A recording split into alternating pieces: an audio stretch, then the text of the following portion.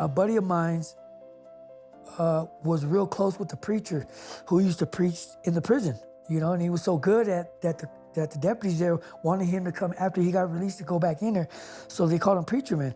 And so what happened with him we were in the dorms. Well, we ended up by some kind of strange way, we ended up having to get moved because into cells together, and we're cellies. I picked a fight with him. I was just like, I was just totally being like, you know what I mean? Like, yeah, you're a hypocrite. I was pretty much judging him the whole time, and I really didn't understand it. And I kind of really, he just did 15 months. And 10 days before he left, I ended up pulling him in, and I said, you know what, man? I want to apologize to you. I totally judged you. I was totally rude, man. I should have been getting this little sermon that you've been teaching. And this is coming after me going to jail numerous times. I was just kind of fed up, and I kind of broke it down, and I said, I better get some of this before he goes, And so he had 10 days left, and I pulled him in, and he was just like, all right. And he still forgave me after that, after I was, being a jerk, being rude, being total childish towards him, and he had told me that, for the next 10 days, I need to really sit down and take the cotton out of my ears and shove them into my mouth and really pay attention to what he's going to say. And he pretty much started reading out of the book of John, and he planted a seed in me for those 10 days that he was there. We read John, and really what stuck out to me was, the first miracle that Jesus pulled was turning water into wine.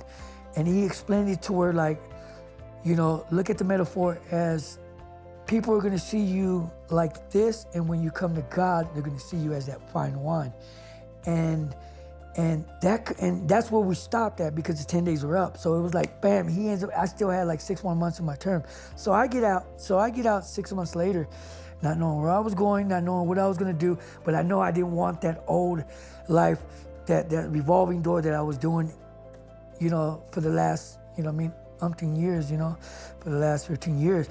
And so I just took off, not knowing where I was, what direction I was headed. I was just headed east, and I ended up in Colorado, But before that, during all my mix-up, my family already had moved away because, I was all the influence and all the trouble I was having. My mom ended up moving to Arizona.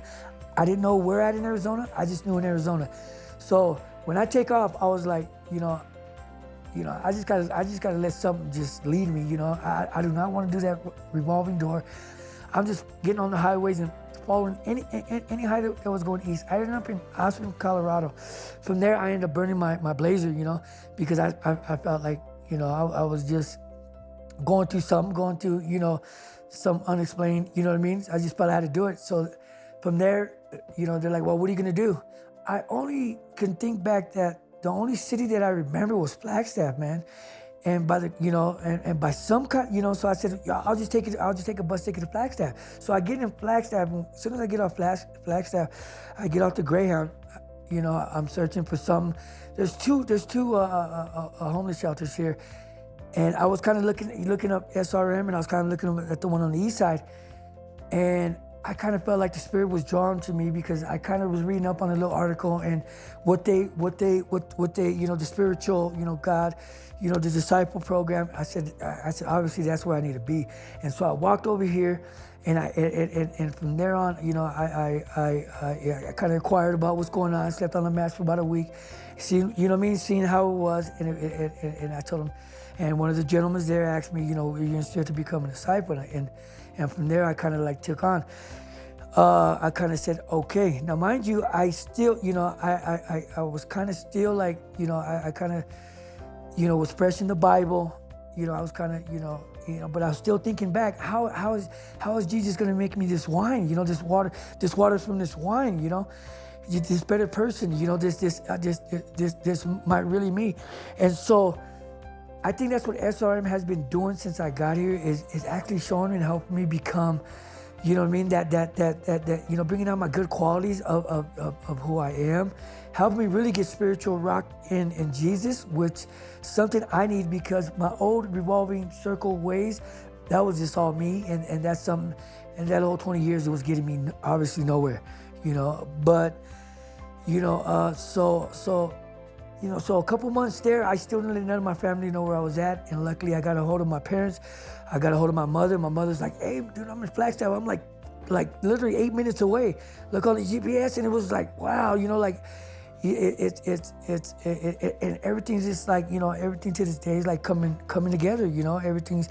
I would say that my relationship with Jesus is very exciting. It's very you know, personal, and he's helping me to learn to open up instead of being that closed person who I used to be when I was in my addiction. You know, the only way to flourish, you know, you gotta water, you gotta speak it, you gotta act it, you gotta live it. You can't just you know, say, yeah, you know, God is good. Okay, how is he good? He's good for showing me a lot of things when I was blind in my addiction, man. That's that revolving circle, and I think he helped me get out of that crisis I was in, man. Out of that addiction, I think he released me from that.